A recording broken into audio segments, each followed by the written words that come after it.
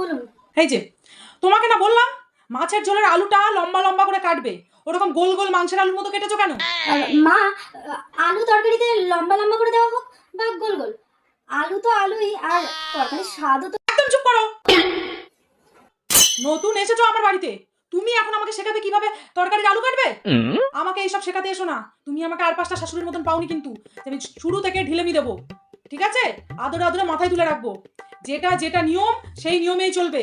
সবে তো নতুন এসেছো, দেখো বকাঝকা করতে চাই না, তাই আমি যা বলবো সেটা অক্ষরে অক্ষরে পালন করার চেষ্টা করবে, তাহলে দেখবে পরে গিয়ে সংসারটা গুছিয়ে ভালো করে করতে পারবে। এখন এই আলু কাটা থেকে শুরু হবে, পরে অন্য কিছুতে শেষ হবে, তাই আগে থেকেই আমি সাবধান হতে চাই। ঠিক আছে। যাও। শোনো, হ্যাঁ। এক কাজ করো, ছাদে জামা কাপড় মেলা আছে, জামা কাপড়গুলো তুলে নিয়ে এসো, মেঘলা মেঘলা ওয়েদার, বৃষ্টি আসতে পারে। ঠিক আছে মা, তুলে আনছি।